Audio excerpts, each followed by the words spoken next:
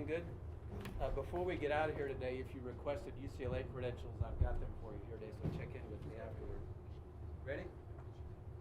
Coach? Okay, UCLA week, they just came off a win beating Stanford on the road. As like last year, about this time, they got better. A quarterback's playing very well. They have some explosive players on offense. Defensively now, they seem like they've gotten that thing kind of fixed, and they've got some athletes. That's the one thing you realize when you play these guys. And they got explosive players on offense. They run the ball a little bit better than people imagine, actually. They run the ball for about 160 yards a game, so they're very balanced on offense. Score some points. They scored the one time against Washington State.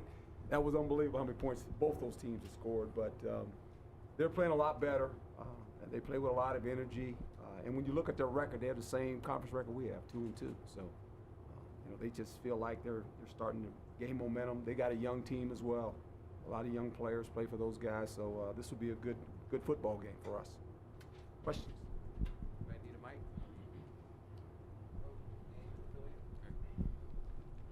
Hood Rubino Devils Digest. Herm, you were able to bounce back very nicely after the Colorado loss. Does this Utah loss, just the way the whole game went down, feels a little different in terms of the bouncing back? Well, we haven't played yet. So I'll tell you after the game. No, I think, it's one of those deals. It was a big game for us in the fact that both teams had same conference records, going on the road, playing a very good opponent. But as I said before we played this game, as we continue to build a program, we want to play in games like this because you learn a lot about yourself. And I just think, we learned some lessons. The team understood it. We didn't harp on it very long at all yesterday. They felt it. They were disappointed, but they weren't discouraged. And they understood that, okay, we put ourselves in this position. Now, how do we continue to win more games and put ourselves in position down the road? And that's what you hope for, and that's part of building a program. So as far as the letdown and all that, I don't know if that I don't even want to get into that. I just know one thing: we lost a game, and now we want to try to win one. Coach Michael Caratino, Sports Hangover. Obviously, you said all week long last week it'd be a physical game. People saw it was physical. To that point on the defense, causing the turnovers. I know you and Coach Gonzalez have talked about that. Not that you're looking for a silver lining, saying the team's frustrated, but causing those turnovers, you start seeing the physicality of the game helping your defense cause the turnovers? Well, and that was kind of the game, the outset. We had the mindset this was going to be a game similar to Michigan State and similar to Cal. Right? That was kind of the plan going in. And lo and behold, when you looked at the game, it was 14-3. Be quite honest, I felt comfortable. We get a score, it's a one-score game going into the fourth quarter. And that's Cal, that's Michigan State. And it's just kind of like we function this way, and it never turned that way. They did a great job of not allowing that to happen. And to their credit, that's the game. They never let us back in it. We had opportunities, we just couldn't find a way. Where at Michigan State and at Cal, we did. And so going up there, this wasn't going to be a high-scoring affair. It was going to be a low-scoring ball game, and the weather predicted it too. And a little bit of the weather played into it, and I said, well, that weather's part of this too now. And if we can just keep it a low-scoring game and survive the crowd and the noise and the atmosphere and all that, and we did. It was it's 0-0 first quarter, and I'm like, okay. And then they scored 2 on us, and we go, okay, it's 14-0, we're okay. And then we get out, we kick a field goal, we're down, okay. And we said we had a chance to just put any points on the board. It's a one-score game going into the fourth quarter, and you feel kind of like, okay, we got a shot because we've been in that before. So that was the strategy. They made the plays. They didn't allow us to make plays to get it to be a one-score game, and good for them. Greg, and then Andrew Tressa. Greg Moore, Arizona Republic. Coach, good to see you. Mm-hmm. Some similarities here between you and Coach Kelly, right? Yeah. Second-year guys, NFL experience, that team in Philadelphia. I'm curious whether there's any particular motivation for you and your team, given those similarities and maybe the ways that the programs could be measured against each other, given that they're in similar stages of development? I respect Coach, known Coach for a while, and you talk to him at coaches' meetings, obviously, and he's doing the same thing we're trying to do, trying to build a program, and there's a process to it. Now, he's been in college football longer than I have as a head coach, obviously, and when you respect guys like that, we always have conversations when we can and talk about where they're at. And they're similar to where we're at. They really are. And you look at it this way, you go, the more you can win helps you recruit, okay? That's the bottom line, right? We all know that as coaches. And we're all recruiting the same guys. We're recruiting Arizona and California. That's our big hub for us. What UCLA recruits, I know they're recruiting California. I don't know if they're in Arizona. They probably are in Arizona as well. But you understand that. And when you go to the games and you play against these guys, just look at the sideline. Look at all the kids, and everyone kind of knows everybody, right? And the kids are kind of looking. They're measuring it. Where do I fit? Do I fit here? Do I fit there? Both programs play a lot of young guys. I think they found themselves a quarterback who's healthy now, and he's playing well for them. I would say, I think we found a quarterback, right? And from there, you build it. And where we're at compared to them, I mean, you folks can decide all that. I don't get involved in that. I just try to continue to grow and build our program.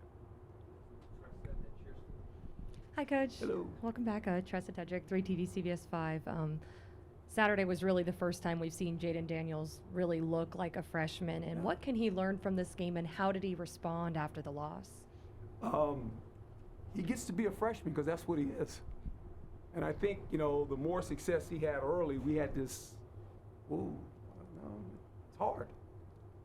It's life is about and how you recover. And Jaden will be fine. We had a good talk after the game. Had a good talk yesterday. He's good. I mean, I said, hey, this is one of those deals. He whispered something in my ear on the sideline when the game was ending, and between me and Jaden, and I looked at him, I said, I believe you. And we left it at that. But I just think it's one of those games where, they made him uncomfortable early, and it was hard. It was very hard against a really good defense, a team with a lot of experience. And knowing Jaden, he'll put that in his memory banks. He'll remember that, and that's what he's going to grow. And all quarterbacks go through that. All players go through that. Except when you play quarterback, you get exposed more because you play with the ball, right? If it's a left tackle struggling some, everybody says, yeah, he's struggling some. You can help him. You can chip over there and help him some. But it's not a big deal, right? But when the quarterback, it's like, oh, what happened? Because he's had all these games where he's come back and he's done all these things and he's all of a sudden he's Superman. No, he's a freshman quarterback. And he gets to be a freshman quarterback. And it's okay. And we'll live with that. I want him on my team. I'm not going to trade him. I'm telling him, don't, just you're good. And we'll do this. And he understands it, and he understands, and that's what I love about the kid, because he took it all and he looked at it. And as we were walking off the field, if you saw, we walk off the field, guy, say, you good? Good, coach. I said, all right, we'll talk about it. And we left it at that. And we're going to move on. Cheers to that, Chris. Kirsten Susel, NBC Phoenix. Back here, Coach. Oh, yes, ma'am. Just staying with Jaden, back to Southern California, sort of a homecoming game for him. Will controlling emotions be of a concern at all, or will you have that conversation with him prior to the game? Well, I'll talk to him about it. I mean, anytime you go to LA, you're going to have to talk to half our football team, right? Not just him. There's a bunch of them, right? And kind of like the SC game last year, guys, and they got a lot of, tell them right now, get this ticket thing done. Get that done. I don't want to be Friday, you're running around the hotel, you need more tickets and all that silliness, and people want to come to the hotel and, but it's part of it. You can't stop it because they have these things. You can't stop it, and they're always in, and you can't get mad at them and say they're not focusing on the game, because all these kids do it. That's what they do, and you can't say he's not focused. They've been doing this their whole life. And so, you don't, I ain't one of those coaches that go, oh, you can't. Whatever you got to do to get ready to play the game, you need to go do, as long as it's legal. That's my rule with them. That's always been my rule with them. Just whatever you got to do. And everyone does it different. But I just want them to get all the ticket stuff and all the family stuff, you know, and get that out of the way. And then when you go down there, go play. And yeah, they're going to be excited. You can't stop it. You can't tell them, well, you shouldn't be excited. Sure, they're going to be excited. You know, I was excited when we went back to Cal. And I left there so long ago, but some of those guys still in those trees. When I left, you know, it's like, I was excited walking the stadium. You know, I was like, hey, you know, I grew up there. I was there as a kid, a teenager. You know, you go back, some of the things are the same. I went down and telegraphed a couple of guys, knew a couple of guys, right? It's like, I saw guys in the stands that came into the stand before the game that actually were at Cal when I was at Cal. And I was talking to them. You know, it's like, I get it. But then I got to go play a game. I don't have to play, I got to coach the game. But it's like, so I get all that. You know, you can't like, no, you can't do this. That's way overrated. Just be who you are. Don't start taking things away from guys because you feel uncomfortable. You know, they're comfortable. And as long as they're focused, that's all I care about. You know, everybody does it different. And you can't make them all in a box and say, hey, man, you got to do this, and you can't smile, you can't laugh. That was 30 years ago. Life's changed. And so I get that part. I really do. That's just how we'll handle it. We'll handle it the way we handle it. Chris Carmen, Sun Nova Source. Herm, after the game you mentioned some of the uncharacteristic, the penalties, self-inflicted wounds, those kinds of things. After you rewatched the game, what were some of your thoughts on that? We got emotional at times. And, you know, we first of all, a couple of them, when you look at football today at all levels, and they're trying to clean up football in this sense, the defenseless player, he can be defenseless on either side of the ball, okay? It could be a defensive player after a turnover, where you turn the ball over and the offense has the ball, and so the guy's gonna block you, right? When you lead with the crown of the helmet and you launch, and you hit a guy, that's gonna be a foul, all right? When you hit a guy who's defenseless, doesn't see it, that's a foul. We had a couple of, were they intentional? No, because we don't coach that. And the players that were involved in it, they don't do that. It's just the game sometimes puts you in a predicament where it's like, uh-oh, it's too late, right?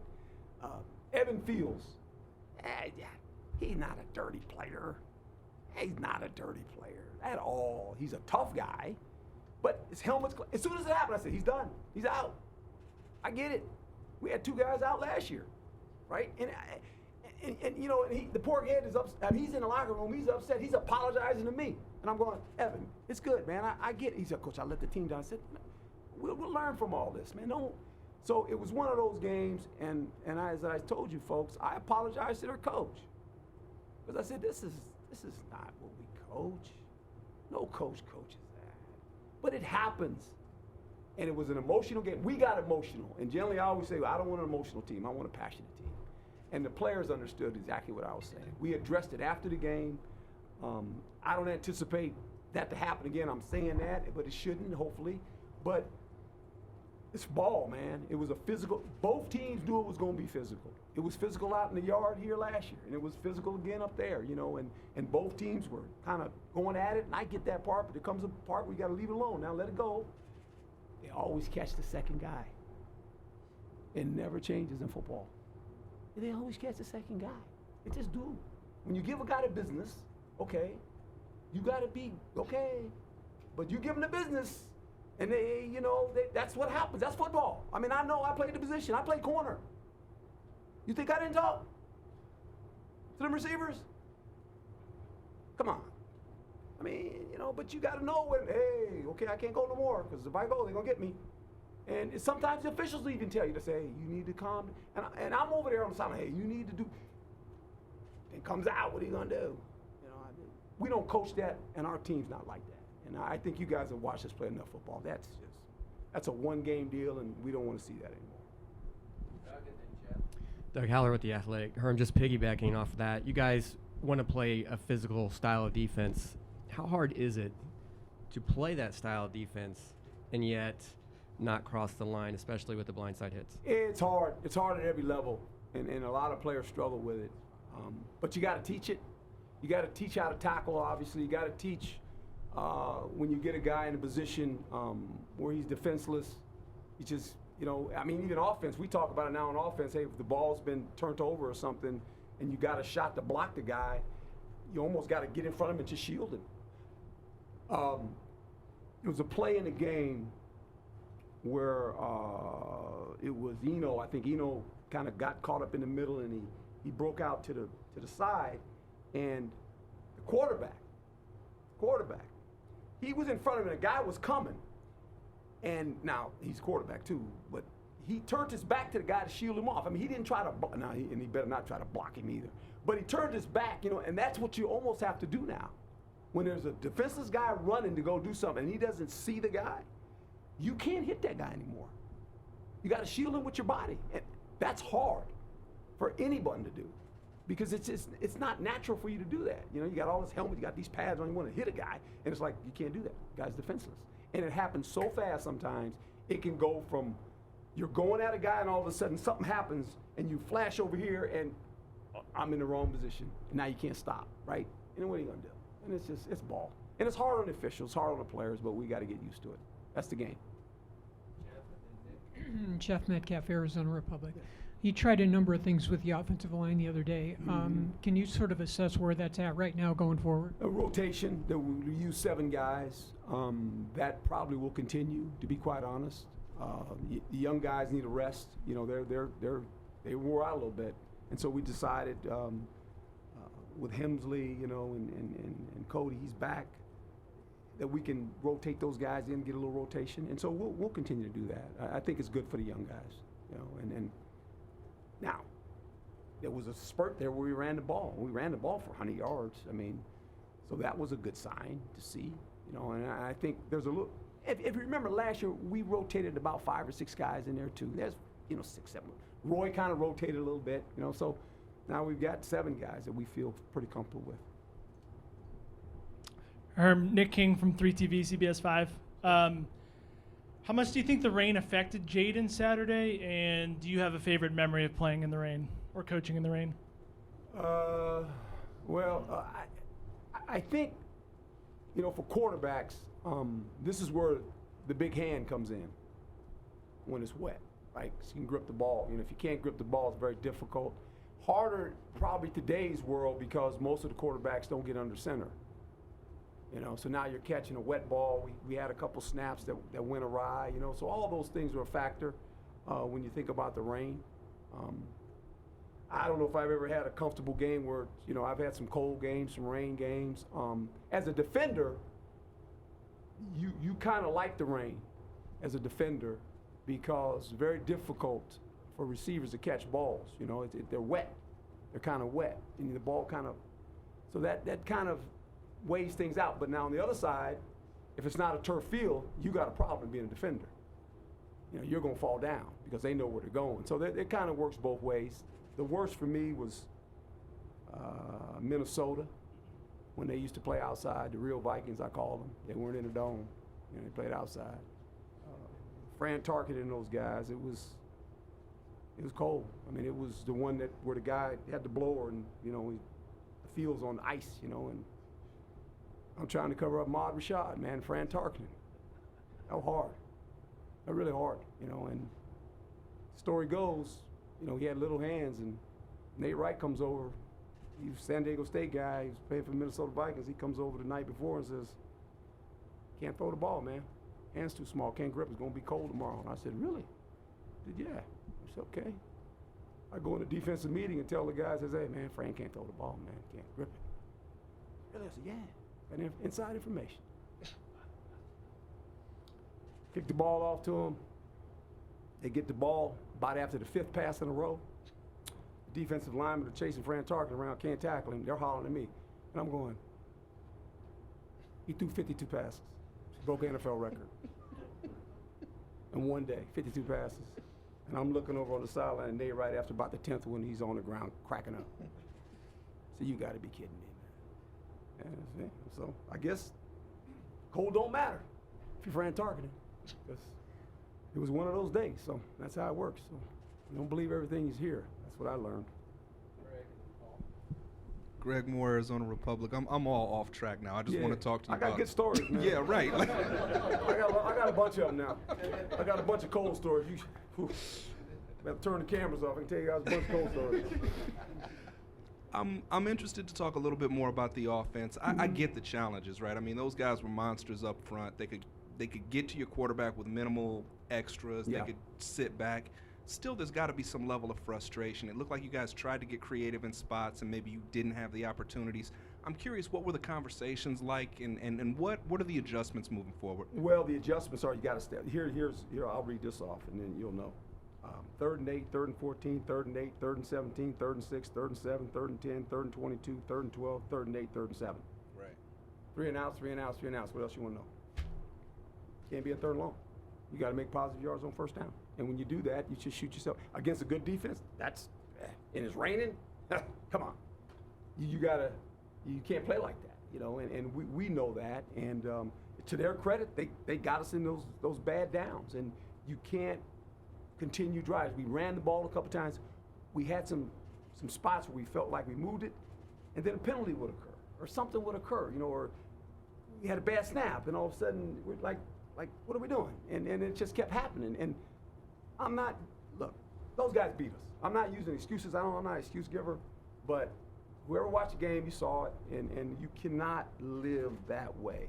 You just can't offensively. You can't play behind the chains. It's too against a good defense, not happening. And that's what we did. We played behind the chains all day, and you can't get anything going. It just looks bad. We had 6, I think, 3 and outs or something like that, you know, early. I mean, I don't think we had I think at first half we might only had 2 first downs, you know. So it was bad. It was bad ball, and we know that, and we got to recover from it. Coach Paul Richardson at the Sports Cave. So you play a physical team in like Cal, then you play a team that throws the ball all over the yard in Washington State. Then you play Utah, a physical team. Now you're about to go play a team that's a little bit more finesse. How do you adjust to that, or how do you get the kids adjusted to those different styles back to back to back? Well, I think for us, defensively, you always have to have the mindset you want to play physical. I mean, that's kind of trademark. You want to be a physical defense. According to who you're playing, what they like doing. UCLA runs the ball more than people can imagine. I mean, they come out and steps where there's 4 tight ends. All right, they do some unbalanced stuff. They do a lot of shifting in motion, what I call eye candy, to get your eyes bad. You know, they get all this eye candy and doing this. And so, hike the ball. We got a gap missing. They run the ball, and so you got to be ready for that. So it's still not. This is not a finesse offense. They run the football. And they run it pretty good. They got a good runner. They got, you know, some guys with some speed. So you got to have the interior of the front 7. They got to match up. They got to understand their gaps. Because if not, the back is a home run hitter. I mean, he makes big runs. I mean, you watch him against Stanford. He hit a couple big ones. You know, where they were short a gap. And when you do that, you got a problem. So you know, you got to get ready for that. Defensively, it always has to be that way. Offensively.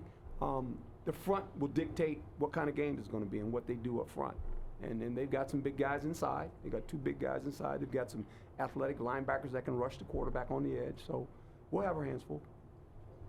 Jordan K., Devil's Digest. You've mentioned the recruiting with California a few times. How important are these games against the California schools when you go into kids' homes who live there and who grow up around those? Well, they're important in the fact that I think when they watch you play, they look at guys that they've either played against or they played with, right? Because they're all connected. Everybody kind of knows everybody.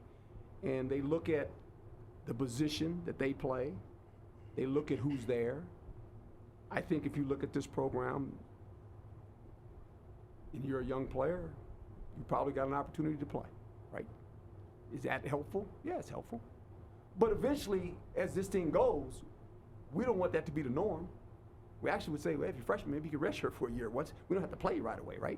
But right now we're in that mode, and we want to be past that in a year from now. We don't have to do that to all these guys. You know, we need to let them grow up and let them get in the weight room and let them learn the system for a year. That's how you build a program, and we're starting to do that. This class will help us do that, and then hopefully after that, I won't be having these conversations about playing all these young guys. I mean, I don't know if he's a good player, they're gonna play. The best players always play. That's always my motto. But they're not so much forced to play, let's say, because that's all you have, right? And it's not their fault, and they want to play. But some of them aren't ready to. And see, that's the other problem you have. When you play so many of them, the ones that don't play as much as the other guys, they feel like, well, why am I not playing? Well, you can't play all of them. It's hard. You know, and that's the reality of it too. That's the other problem you have, is that you play so many, then this guy says, well, he got 20 reps, I only got 5. It's just, you know, it's hard, and that's part of it though. Hi, Coach. I don't know if this is a bit of a stretch, but you kind of look at the situation with the inexperience in that situation, the weather conditions, and just kind of the hype all around the game. Do you think it was the perfect storm, so to speak? I don't know that. I think that it was a team that played together, and it was built for this moment. You know, they've been building this team, and it's they understood. I mean, there's a reason they were picked to win the South. Okay, I mean, there was a reason. No one. Okay, but with all that being said, that wasn't even what we thought about. It was like, hey man, they're a good football team, and we got to go on the road, and we're gonna find out where we're at, right? And if we give ourselves a chance, we're gonna have a chance to win this game, and we gave ourselves a chance. We just at the end we couldn't do enough to get it to that. I always say get it to one score, and all of a sudden momentum changes and you're in the game, and we've done that in the past around here. In numerous places, right? And that didn't take place. And it's a credit to them because they didn't allow it. So you got to give them the credit. They deserve it. Okay? All right. Thank you, folks.